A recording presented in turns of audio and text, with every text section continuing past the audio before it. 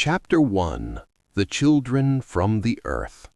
The harvest of 1173 was neither the best nor the worst that the men of Woolpit could remember. The rye had come in thin, the barley better, and the beans, always the beans, heavy on the stalk, bowing down as though exhausted by their own abundance. It was August, the month that smells of cut straw and old heat, when the reapers set out at first light with their scythes still wet with morning dew. The village of Woolpit sat quietly in the Suffolk plain, a place of thatch and timber, of mud lanes and the slow pull of oxen. Nothing distinguished it from 100 other villages in England, save for the wolves, or rather the memory of wolves. The great pits dug in the centuries before, deep timber-lined traps in the earth at the field's edge, had not caught a wolf in living memory, but no one had filled them in. The earth simply kept them, as it keeps all things, patiently. It was mid-morning when the first of the reapers heard it. Old Thomas, cutting at the far margin of the bean field, stopped and raised his head like a dog that senses a change in the wind. A sound, not birdsong, not the dry rasp of scythes through stalks, something thinner, higher, the sound of children crying, though no children should have been anywhere near the woolpits. He stood still and listened, and the crying continued, faint and irregular, as though coming from beneath the ground itself. He called out. The nearest man, a young reaper named Will, came over, and then another, and another, until 7 of them stood at the rim of the nearest pit and stared down into its shadow. What they saw there would stay with every one of them until the day they died. 2 children crouched at the bottom of the pit, clinging to each other in the way that small animals cling when they know there is nowhere to run. A boy and a girl. The boy was perhaps 8 years old, the girl a year or 2 older. They were dressed in garments no one could name, the fabric neither wool nor linen nor anything the reapers had ever handled, cut in shapes that suggested clothing but obeyed no pattern known in England. They were thin, they were frightened, and they were green. Not the green of illness, of bad humors or fever, not the gray green of a bruise fading, or the pallor of a man too long indoors. This was the green of living things, of riverweed caught in still water, of new leaves on an ash tree just before they darken, of moss on the north face of an old stone. Their skin held it completely and evenly, as though this was simply what they were made of, as though color were the least remarkable thing about them. The girl's hair was dark and tangled. The boy pressed his face against her shoulder. Both of them were weeping, not loudly now, but with the exhausted, rhythmic sobbing of creatures that have been crying for a very long time. Thomas took 1 step back, then another. The others did the same without speaking, as though some instinct overrode their curiosity and pulled them away from the edge. For a long moment, no one moved at all. The bean field went on rustling quietly behind them. A lark rose somewhere and climbed and was gone. Then Will, who was the youngest, and therefore perhaps the least afraid, leaned slowly back over the rim and looked again, and the girl looked up at him with eyes that were large and dark and absolutely direct, and she said something, a sentence or perhaps just a sound, in a language no one there had ever heard. Not French, not Latin, not any tongue the priest had ever named at sermon. The sounds were soft, without the hard consonants of English, more like water moving over smooth stone than like speech. And yet it was unmistakably speech.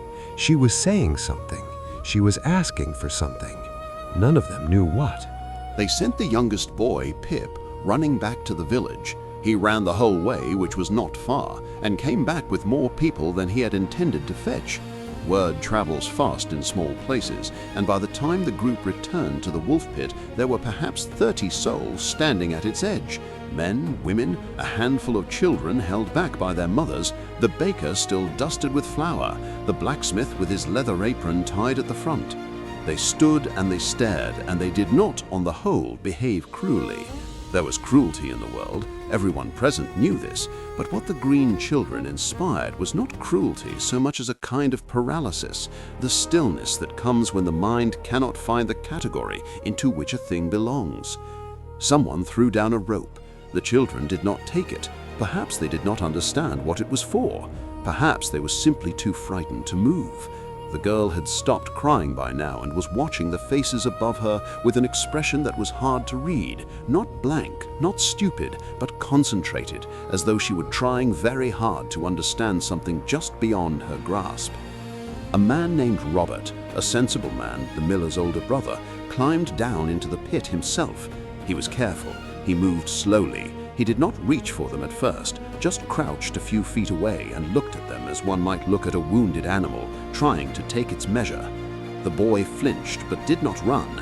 The girl spoke again in that soft, water-like tongue, and Robert answered her in plain Suffolk English, which she clearly did not understand, and the two of them regarded each other across the gap between worlds. Eventually, Robert guided them up one at a time with hands under their arms and the rope looped for safety. The girl came first. When she stood at the rim of the pit and the full August light fell on her, there was an audible sound from the crowd. Not a gasp exactly, more of a collective held breath released all at once. The green was not a trick of shadow. It was not mud or dye or the stain of some plant. It was her skin itself, as plainly as any skin is any color, and it caught the light in the way that a new leaf catches light, with a faint organic luminescence that had no business being on a human face. Ellen, the miller's wife, a stout and practical woman who had never in her life stepped back from anything that needed doing, pushed through to the front and held out a clay cup of water. The girl took it and drank, and the crowd watched her throat move as she swallowed, and something about this, the plainness of it, the ordinary animal fact of thirst, eased the tension slightly. She was alive. She needed water. These were knowable things. Father Ambrose arrived last, breathing hard from his walk up from the church. He looked at the children for a long time without speaking, his lips moving slightly in what might have been prayer or might have been simple astonishment. When he finally spoke, it was to no one in particular, that he did not know what these children were, but that they were children, and that they must not be left in a field. The decision formed by itself, the way decisions form in villages, not made by any one person, but arriving somehow as a shared conclusion. Sir Richard de Caun, Lord of Wick's Manor, was the most educated man within a day's ride. He had books, he had Latin, he had seen more of the world than anyone in Woolpit. If anyone could make sense of what the harvest had found in the earth that morning, it was he. The children were wrapped in rough cloaks against the shock of the open air, and the small procession set off along the lane towards Wick's, the green girl walking steadily, the green boy held in Robert's arms, and the whole astonished village trailing behind them into whatever the afternoon would bring. In their native lands, light had been a companion. Here it was an assailant. It did not seep gently as it had in the place they came from, where its glow was constant but subdued, like a perpetual dusk cloaking the earth in a soft shroud. Here on the surface, the sun, that blazing ball of fire suspended on an unnaturally blue ceiling, cut into their eyes like heated blades. The children walked, were dragged in truth, along a muddy track, stumbling over ruts gouged by carts whose purpose they did not know. Every step was torture. The earth beneath their feet was hard, dry, and hostile, lacking the moist softness of the mosses to which their feet were accustomed. The boy, younger and visibly weaker than his companion, could barely drag one foot after the other. His skin, the color of fresh spring moss, appeared in this harsh and merciless light sickly and unnatural, as if losing its vitality with every moment's distance from their home. He was like a plant torn out by its roots, withering before the eyes of onlookers. The girl held his hand in a fierce grip, her fingernails digging into his palm, not so much to cause pain as to assure herself he was still there, that he had not dissolved into the noisy, chaotic nightmare surrounding them. Around them milled a crowd, beings of pink, beige, and brown skin, emitting guttural barking sounds that wounded ears accustomed to the melodious silence of caves. Their smell was unbearable, a dense, viscous mixture of sweat, soured milk, wood smoke, untanned hides, and something else, something animal and raw that made the children's stomachs heave. These were the people of Woolpit, simple villagers, and their curiosity was mingled with a primal fear, creating a stifling atmosphere of encirclement. They pointed at the children, whispered prayers and incantations, and some spat over their shoulders to ward off evil. The children were being led toward a building that dominated the area, Decane Manor. For the villagers, it was a symbol of power, justice, and shelter.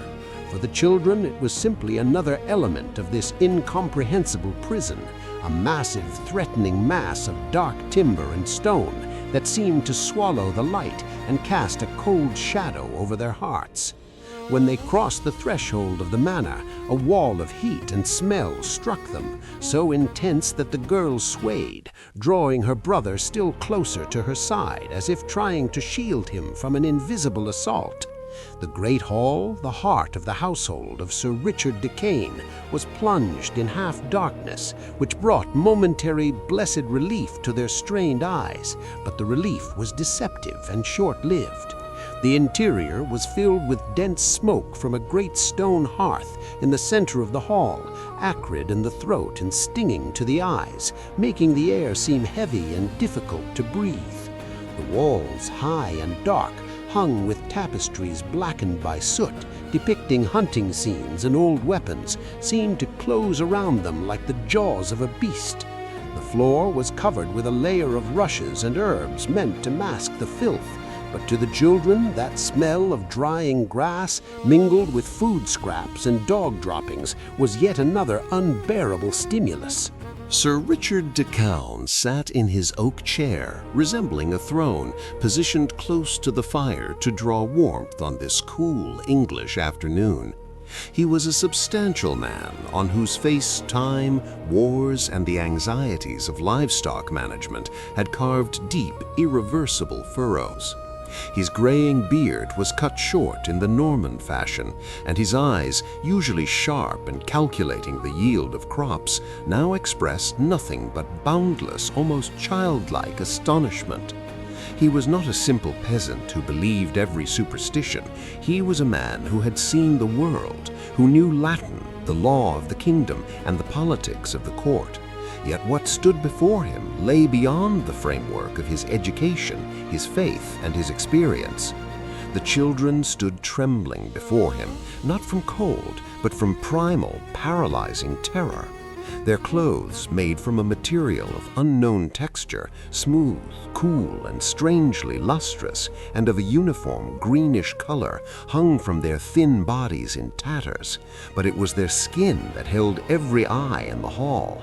Servants, farmhands, guards, and even the great hunting hounds, which growled low, hackles raised, sensing a strangeness their sensitive noses had never known.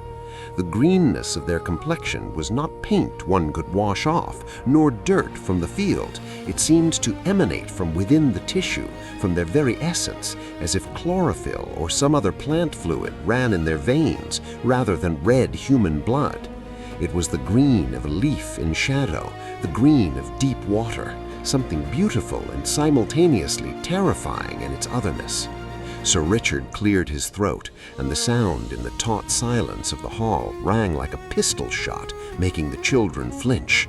He leaned forward, elbows on his knees, and studied them closely, searching for some trace of humanity in their faces, some point of connection. "Who are you?" he asked, his voice low, reverberant, accustomed to issuing commands on the field of battle and in the yard. "Where do you come from? Who is your lord?" These words, spoken first in fluent Norman French, then repeated in the rough, broken English dialect used by common people, hung in the thick air unanswered. The children stared at him with wide eyes, in which absolute incomprehension was painted, mixed with mounting panic. The sounds this great bearded man in furs produced were to them babble, aggressive, chaotic noise devoid of the flowing melody and tonal nuances of their own tongue. The girl moved her lips, emitting a faint hissing whisper that resembled the rush of wind in tall reeds or the swift current of a stream, but fell silent at once, seeing the sudden, fearful reaction of the gathered people. A woman from the household, standing in the shadow of a column, crossed herself hastily, whispering something urgently about demons, changelings, and fairies that steal souls. Sir Richard raised his hand in a commanding gesture, demanding immediate silence, though he himself felt a shudder running down his back. "They do not look like demons," he murmured, more to himself in an attempt to rationalize the situation than to anyone else. "They look like lost, mortally terrified children. Look at their eyes. They are full of tears, not hellfire. Bring them food. They are spent. They can barely stand." That command set in motion an avalanche of events that was to become yet another act of torment and misunderstanding for the small arrivals. A servant, a stout woman with red, work-roughened hands, brought on a wide wooden tray some bread, the cornerstone of existence, the pride of the manor kitchen. It was dark, coarse-grained bread, still warm from the oven, smelling intensely of sourdough, flour, and smoke. For anyone in Woolpit, from beggar to lord, it would have been a delicacy, a promise of fullness and safety. The woman extended the tray toward the children with an uncertain, trembling smile, encouraging them with a gesture. The boy looked at the brown, rough lump. His nostrils flared, sampling the air. The smell of yeast and baked grain, so comforting and homely to human beings, was to him something revolting, a suffocating stench of decay, fermentation, and burning. It was the smell of dead matter. He recoiled sharply, stumbling over his own feet and striking his back against his sister's arm. Both of them turned their heads away, covering their noses with their hands, and on their faces appeared an expression of pure physiological revulsion, as if rotting carrion had been held beneath their noses. "They do not want bread?" Sir Richard genuinely wondered, furrowing his brow. Refusing bread was something unheard of, almost blasphemous in a world where hunger was a constant companion. "Perhaps they are nobly born in their country and accustomed to something finer. Give them meat, the best we have." At the Lord's command, a pewter platter was brought heaped with a joint. Pieces of pork dripped with hot fat, strewn with sage and garlic, steaming intensely. The smell of roasted meat filled the hall, heavy and suspended, making the dogs under the tables drool. But the children's reaction was even more violent and dramatic than at the bread. The sight of dead, fire-scorched tissue, the smell of rendered animal fat and blood, made the girl begin to gag, covering her mouth with her hand. Tears of helplessness stood in her eyes. To them, beings accustomed to a different world, where food must have looked and smelled quite differently, what was being offered was barbarism, something dead, dirty, and unclean. They shoved the tray away with such desperate force that a piece of fatty meat fell to the trampled rushes on the floor, where it was instantly snatched up and swallowed by one of the gaunt dogs. The whispers among the servants grew louder, heavy with dread. "They are not human. They are creatures from hell itself. They eat only human souls." Sir Richard felt the tension in the hall mounting, thickening by the moment. He knew fear breeds aggression, and aggression toward defenseless children, however strange and incomprehensible, was something that he, as a knight, guardian of his people and a Christian, could not permit in his home. But his own helplessness frustrated and irritated him. How does one help someone who refuses the very basis of life, who understands no word or gesture of goodwill, who looks at bread as poison and at meat as an abomination? "Milk!" he commanded, grasping at the last plank of salvation, recalling how one feeds an orphaned lamb. "Bring fresh milk, still warm from the cow." But this too was rejected with equal revulsion. The white frothy liquid in a clay cup was treated with the same mistrust and disgust. The children were hungry, that was plain from their hollow cheeks, trembling hands, and glassy eyes. But some powerful instinct told them that what these great noisy people were offering was death, food that would destroy them. Hours passed in an atmosphere of mounting hopelessness. The sun outside, that cruel tormentor of their eyes, at last began to tilt toward the west, staining the sky over England a blood-red hue that entered through the narrow, arched windows of the manor, laying long, ghastly shadows on the stone floor. The children, unable to stand any longer, sank to the ground before the hearth, exhausted by stress, noise, and hunger. The boy lay with his head on his sister's knees, breathing in shallow, rapid gasps, as if the air in this stifling room were insufficient. His skin had turned ashen, leaden. Their green skin had lost its luster, taking on the color of withered, rotting leaves. The girl stroked his hair, producing soft, melodic humming sounds, the only bridge connecting them to the lost home in the land of St. Martin. She stared into the fire on the hearth with fascination and horror. In their world, there had been no fire like this. There was light, gentle and omnipresent, but not this voracious, crackling orange monster that devoured wood and belched heat into one's face. Sir Richard had dismissed most of the servants who had done nothing but gape and whisper, fueling the atmosphere of hysteria.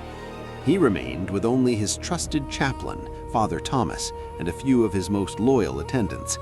The priest, a gaunt man with a severe, ascetic face, stood in the shadow of a great sideboard, gripping a wooden rosary in his bony hands, his lips moving in soundless prayer. "It is an omen, my lord," the chaplain whispered at last, unable to maintain silence any longer. "Green skin is the mark of the devil, or of the pagan gods that still lurk in the forests.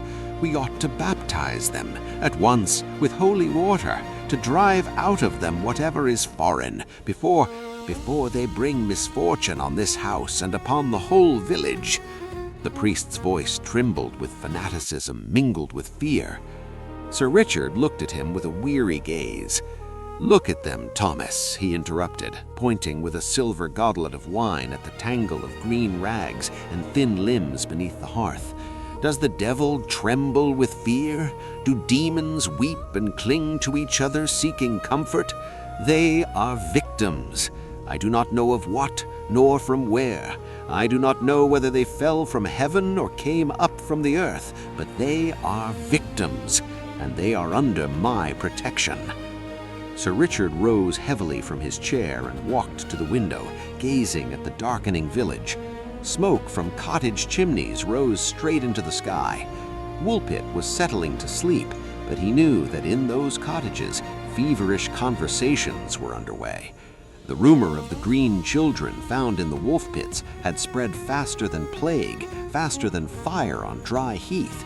Tomorrow, others would come, neighboring lords, merchants, perhaps even emissaries from the bishop.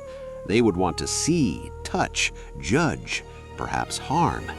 He had under his roof a puzzle whose solution might bring either miracle or catastrophe.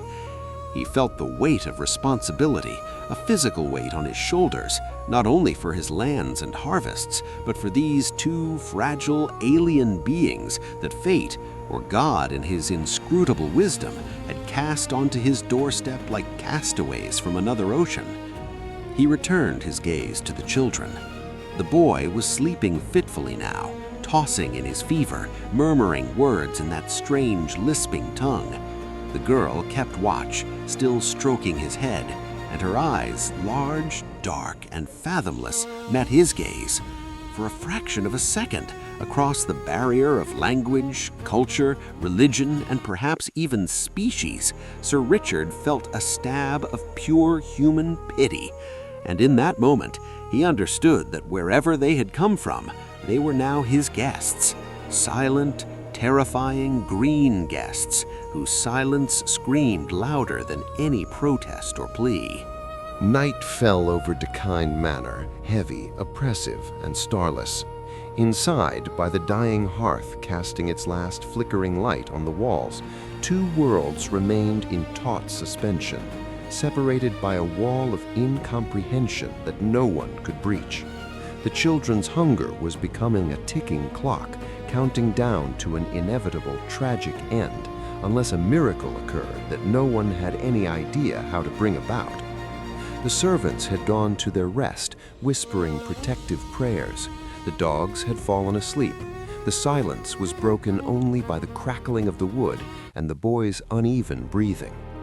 Sir Richard sat for a long while yet in the darkness, and when he finally extinguished the last candle, the shadow that fell brought no answers, only deepened the mystery of the green visitors. The silence in the stone chamber of Ducal Manor was not empty. It was heavy, viscous and stifling, saturated with the smell of rendered tallow, damp straw, and a slow, inevitable dying. Days passed, blending into one gray mass of rain drumming on wooden shutters and whispered prayers in the corners from frightened servants. Found in the wolf pits, these strange arrivals with their spring leaf skin wilted slowly, like flowers torn from their roots and cast onto barren rock. Sir Richard de Con, the lord of the estate, stood at the narrow window gazing at the muddy courtyard, across which the wind drove withered leaves and rivulets of dirty water. His thoughts were as murky as the puddles outside. He had summoned physicians, summoned the chaplain, ordered the most exquisite food his kitchen could produce brought in on trays, all to no avail. The children would not eat.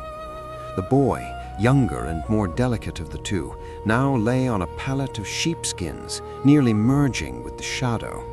His remarkable green complexion, which only a few days ago had inspired fear and fascination, had now taken on the shade of gray moss, dull and dead. His eyes were closed, and his breathing, shallow and wheezing, barely lifted his frail chest beneath his linen shirt. He looked like a sculpture of jade that someone had abandoned in the dust. The girl, older though equally slight, sat beside him without ceasing. Her vigilance, initially wild and animal, had yielded to a numbed resignation. From time to time she touched her brother's brow, emitting soft, throaty sounds that resembled no human tongue known in England, more like the rustle of wind in the reeds or the cracking of ice. On the oak table beside the bed stood untouched bowls, stale bread, a dish of curdled milk, a piece of roasted meat already covered with a layer of congealed fat. The children turned their heads from these gifts with expressions of physical pain and revulsion, as if poison or stones were being offered. To Richard and his household this was incomprehensible. Hunger should in the end overcome all resistance. Every living creature, animal, human, or beast, must eat to survive. The fact that these beings preferred death by starvation to their bread inspired in the hearts of the servants a fear deeper than the children's very appearance. It was whispered that they were demons who fed only on sin, or elves for whom human food was ash. Richard did not want to believe that. He saw fear in their eyes, not malice. He saw suffering. Ellen, the old serving woman who attended the children with a mixture of maternal solicitude and superstitious dread, entered the chamber quietly, setting down fresh water. She looked at the boy and shook her head, tracing the sign of the cross on her breast. "He is going out, my lord," she whispered, her voice breaking in the half-darkness. "If he eats nothing by sundown, the night will take him." Richard nodded without turning from the window. He knew. He felt the weight of responsibility settling on his shoulders. Had he saved them from wolves and cold, only to watch them die of hunger under his roof? That seemed a cruel irony of fate. "Take away that old food," he ordered quietly. "Bring anything else, fruits, roots, anything we have not yet tried." Ellen sighed heavily, gathering up the cold bowls. Ellen looked at the basket without much interest, but then she stopped. They had already tried bread, meat, cheese, apples. They had not tried raw produce straight from the earth. Perhaps these beings, so connected by the color of their skin to nature, needed something less processed. Resigned, she took the basket. She held no great hope, but a drowning man clutches at a straw. Climbing the winding stone stairs, she felt the cold emanating from the damp pods penetrate through her apron. She entered the chamber quietly, setting the basket on the floor not far from the children's pallet to make room on the table. And then it happened. The change in the atmosphere was instantaneous and electric. The girl, who had until now sat hunched with her head buried in her arms, suddenly raised her gaze. Her nostrils flared, drinking in the air in a sharp gasp, like an animal that has scented water in the desert. The boy, who had seemed to be on the threshold of unconsciousness, stirred. His eyelids trembled and opened. His eyes, large and dark, focused on the wicker basket standing in the shadow. Richard de Calne, sensing the change, turned from the window. He saw the girl slide from the pallet, ignoring her weakness. She moved on all fours, slowly but with determination toward the basket. She emitted soft squeaks, sounds full of excitement and supplication. She pointed with a thin finger at the green pods, looking from Ellen to Richard and back again, as if asking permission while simultaneously fearing the vision would vanish. "What is happening?" Richard asked, drawing closer but keeping his distance so as not to startle this sudden animation. "It is broad beans, my lord," said Ellen, retreating to the wall. "Fresh beans, gathered just now." The girl reached the basket. Her hands, with long, slender fingers, plunged into the pile of pods.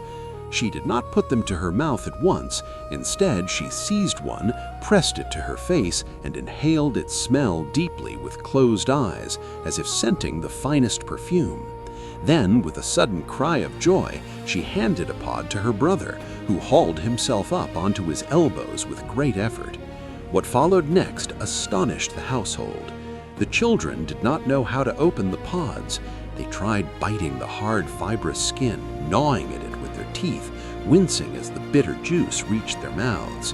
One could see that they recognized the smell, knew this was their food, but the form in which it was presented was alien to them, or forgotten. Their desperation grew. The boy began to weep softly, holding in his hands a torn pod he could not open. Richard, understanding the problem, stepped forward. The girl hissed and recoiled, shielding her brother, but the knight raised his hands in a gesture of peace. He slowly crouched by the basket, took one pod, and with a practiced movement snapped it open to reveal the gleaming, kidney-shaped bean inside. It was creamy white with a delicate green tinge, raw and hard.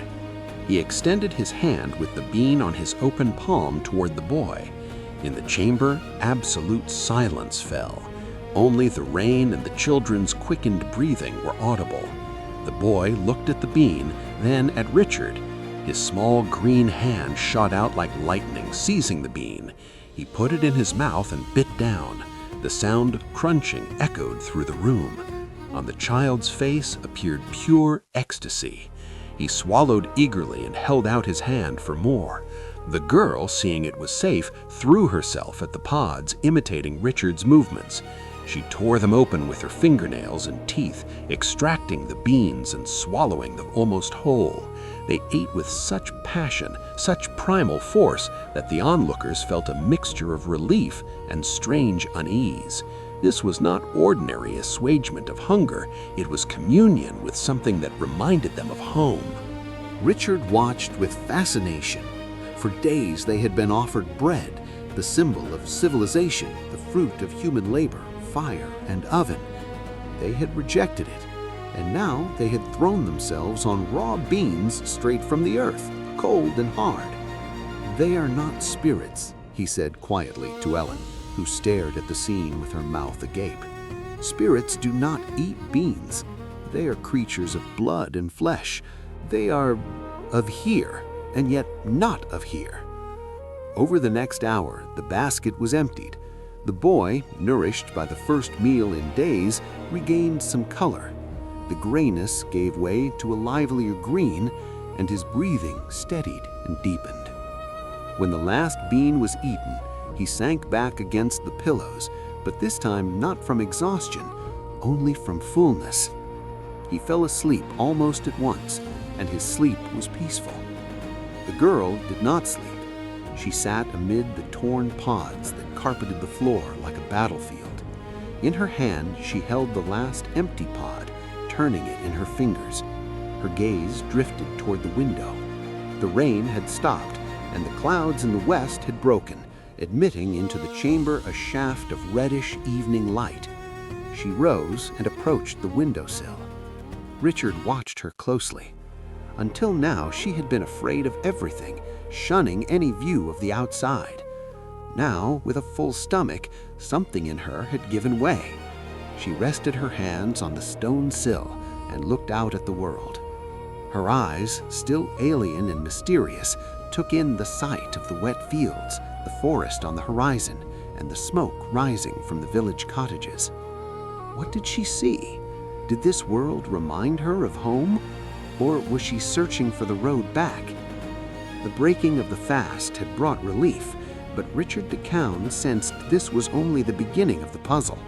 The beans had saved their lives, but had also drawn a boundary. They were different. Their bodies rejected what was human and craved what was raw and primal. Watching the girl bathed in the red light of sunset that contrasted with the green of her skin, the knight understood that he had taken under his roof a creature from legend, from the land of perpetual twilight. The taste of earth had joined their two worlds, but the gulf between them remained vast. It was a fragile bridge built on a handful of green beans, but for now it had to suffice. Night was approaching, and with it new questions no one in Woolpit could answer. Yet for the first time since their arrival, the chamber did not smell of death. It smelled of torn bean pod skin, damp earth, and hope. Strange and unsettling hope, much like its authors themselves. The rain in England was not like the water in their home. There, in the land of St. Martin, moisture hung in the air as a constant, gentle mist, wrapping itself around the skin like silk, never chilling, only soothing. Here, in Woolpit, the rain was an assailant. It hammered on the tiles and thatch of Richard de Cowne's manor with a relentless, rhythmic fury, as if it wished to force its way inside and wash from the floors every trace of strangeness. In the stone chamber allotted to them from a mixture of pity and curiosity, a cold prevailed that penetrated through thick layers of woolen blankets. The girl sat on the edge of the bed, her feet not touching the cold floor spread with rushes. In her hands, whose greenish hue seemed to be losing intensity under the influence of the absent sun of their world, she held a wooden bowl filled with raw, broad bean stalks, the only gift of this land that their bodies deigned to accept without revolt. But her brother was not looking at the food. His gaze, once bright with curiosity, was now dull, turned toward the narrow window aperture through which the gray, dead light of this world entered. The boy lay motionless, his breathing shallow, barely lifting his frail chest beneath the linen shirt, which was far too large for him. He looked like a plant transplanted into barren, salty soil. He ate, it was true. When she pushed split pods toward him, he mechanically chewed the beans. But there was in this no hunger for life, only the reflex of muscles. With each day, he became more transparent, as if his essence were slowly evaporating, drawn out by this world's relentless sunlight and alien air. The girl understood something the adults around them could not yet name. Her brother was not dying of an illness one could treat with any potion or prayer. He was dying of longing. Longing for the gentle, eternal twilight, for the familiar sounds of the underground kingdom, for a world that vibrated at a frequency impossible to recreate here on the surface, where everything was too sharp, too loud, too bright. She had watched him diminish for months with the helplessness of someone witnessing a slow drowning in a shallow pool, powerless to pull the drowning man out because the pool was his own grief and she had no vessel with which to scoop it dry. She tried. Every day she spoke to him in their language, a language that here had no echo, no resonance, no point of contact with the world of stone and bread. She recalled the paths of their old home, the way to the crystal caves where the rocks glowed with their own cold blue light, the underground lake where the water was so still it looked like black glass, and every sound was magnified tenfold. She described these things in a whisper, hoping the images would hold him here, would bind him to life with the strength of memory.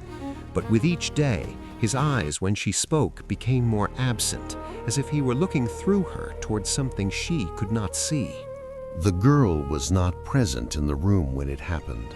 Sir Richard had taken her to the Great Hall to attempt a lesson in the local tongue, the daily ritual that the knight conducted with the patience of a man who believed that communication was the only bridge across the abyss of misunderstanding.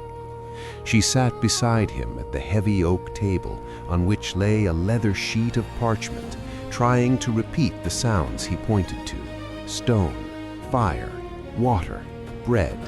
Each word was a small victory, a splinter driven into the darkness of incomprehension, and each word cost her tremendous effort, not because she lacked intelligence, but because her vocal cords had been formed for a completely different scale of sounds, and the rough, consonant-heavy English tongue was like trying to play a harp melody on a war drum.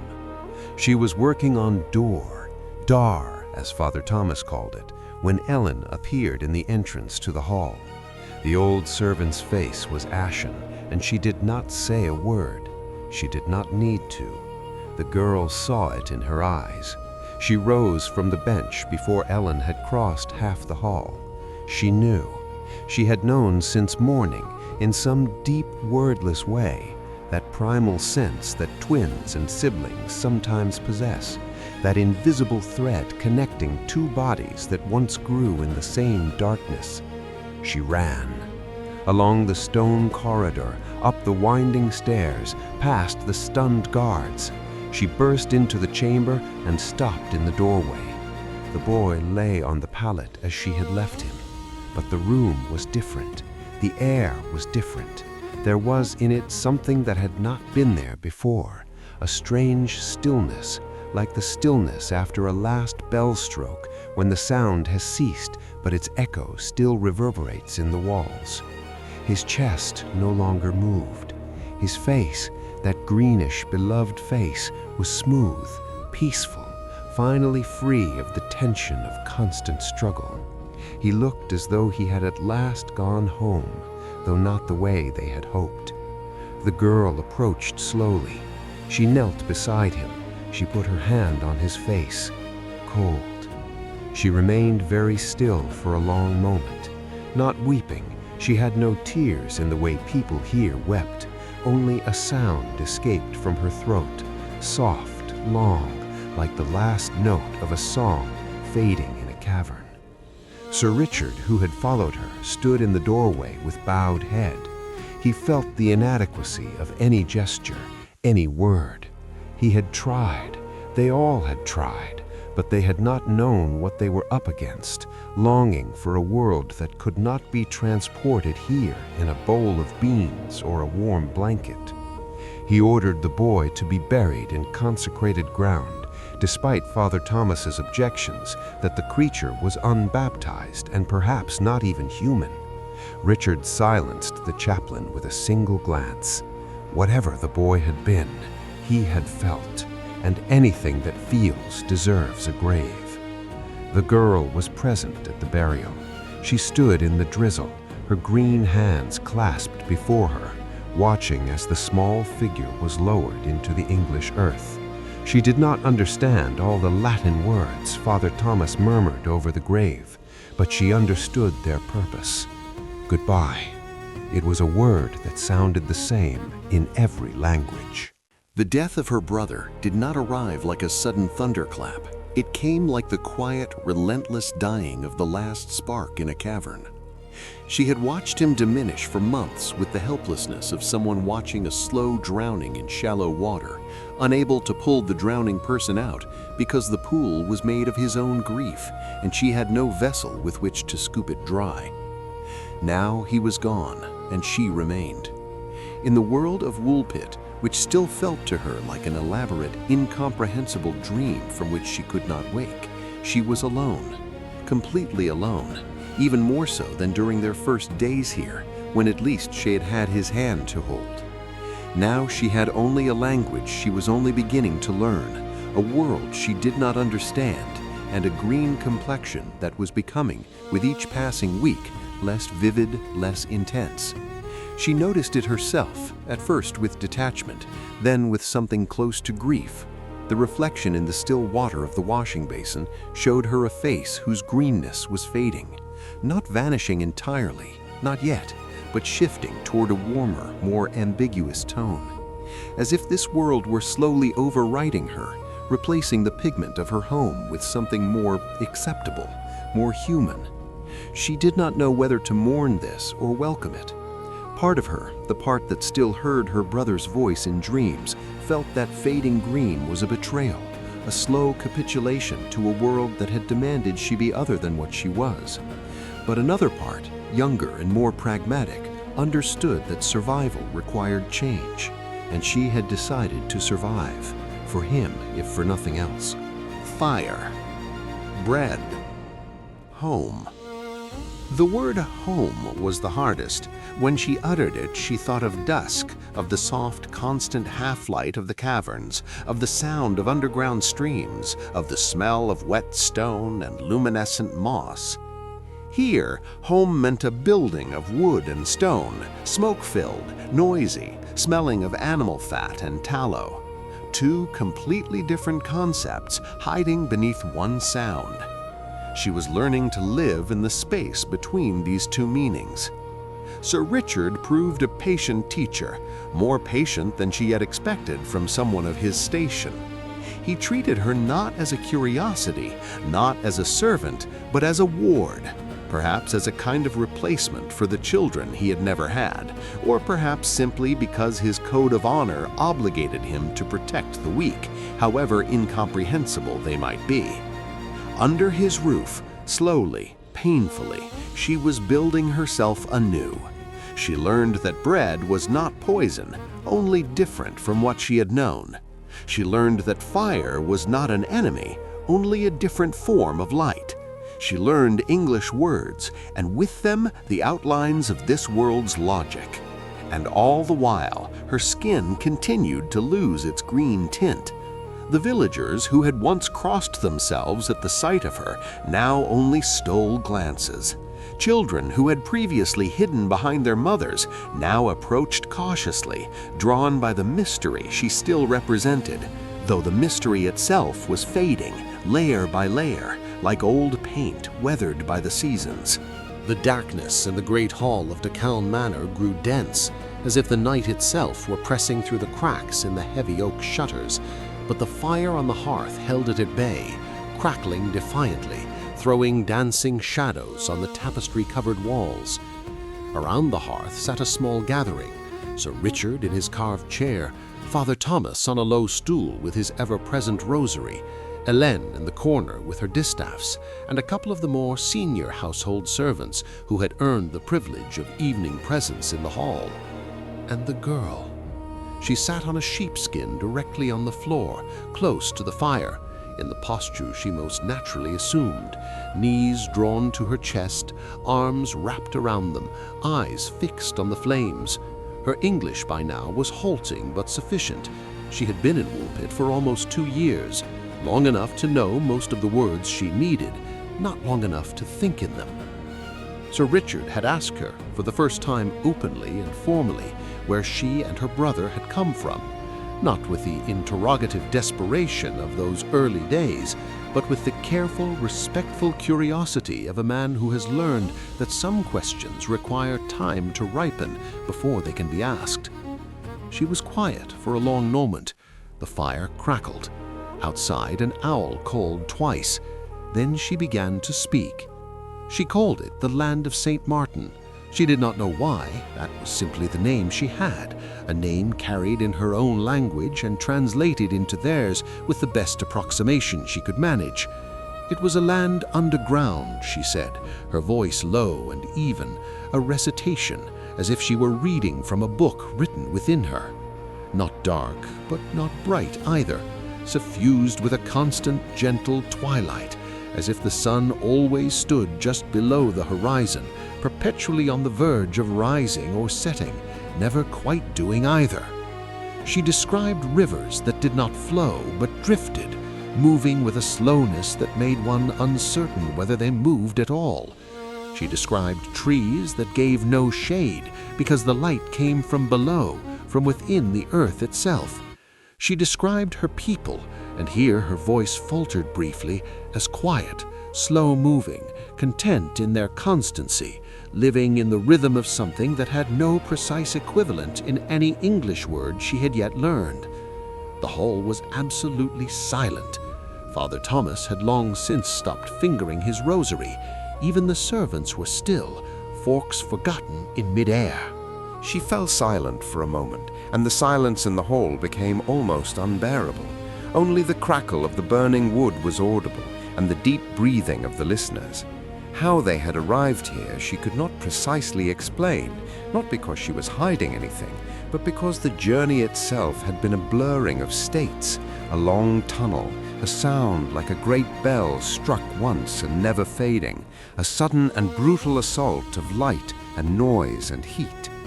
They had followed the sound of bells, the bells of this world, which somehow penetrated to their own, through a passage they had not known existed until it opened before them. And then they were here, in the wheat field, in the dazzling, merciless sunlight, surrounded by a world that smelled wrong, sounded wrong, looked wrong. Sir Richard listened to all of this with his hands clasped before his lips, his eyes fixed on the girl with an expression that hovered between absolute belief and the desperate wish to disbelieve, because one was easier to live with than the other. Finally, he asked the question that had been hanging in the air for 2 years. Why had they come? She shook her head slowly. They had not chosen to come. They had only followed the bells.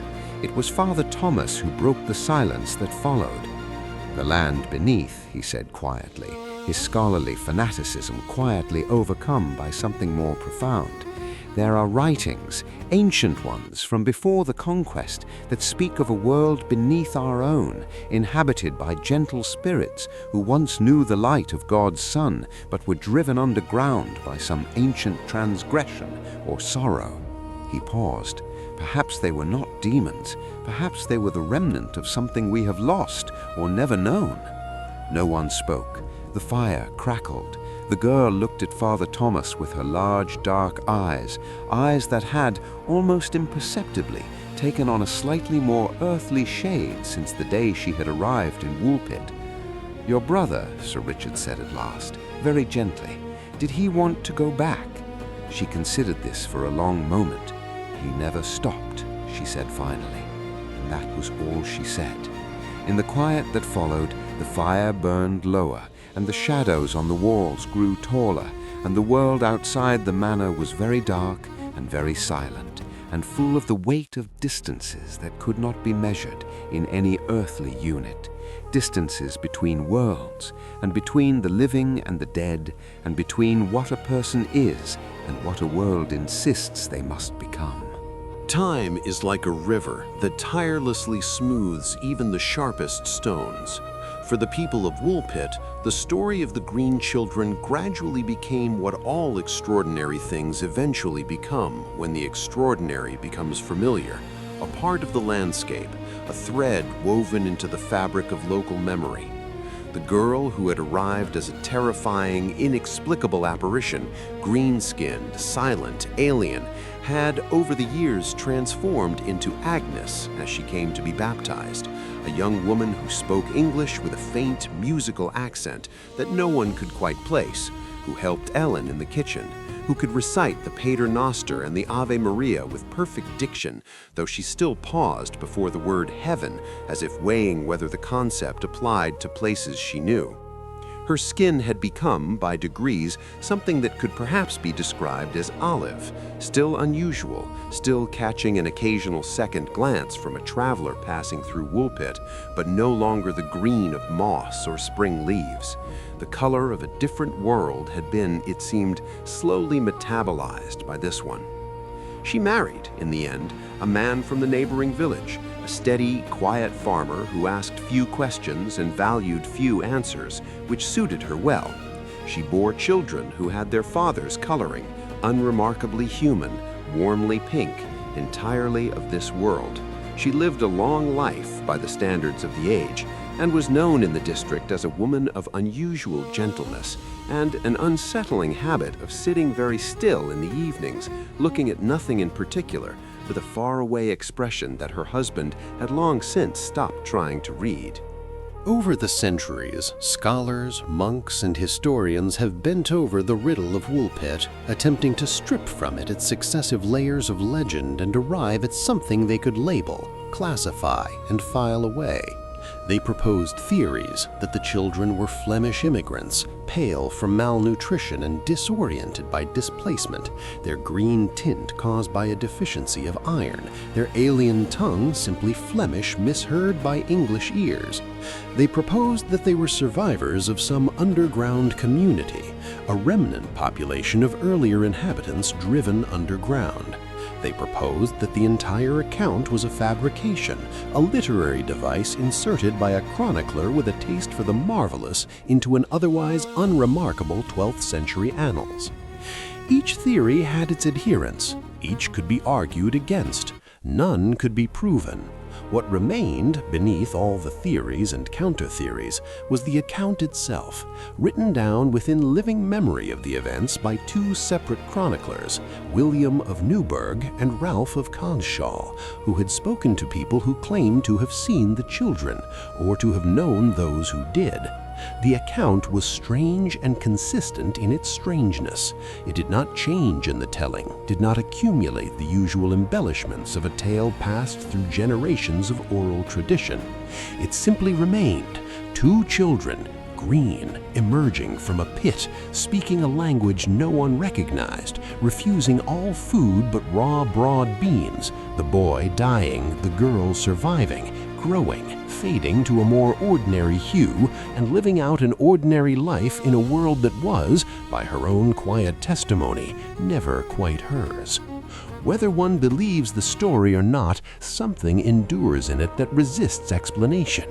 Not the green skin, not the underground kingdom, not the bells that opened a passage between worlds, but the simpler, harder thing at the center of it all. The image of a girl standing in the rain at a small grave in English soil, her hands clasped, watching her only companion in strangeness be returned to an earth that was not their earth, in the care of a God who may or may not have recognized them. And the question she never answered in all the years she lived and spoke and prayed and cooked and raised children and grew old in Woolpit. Did she ever, in the long evenings when she sat still and looked at nothing, hear the bells again?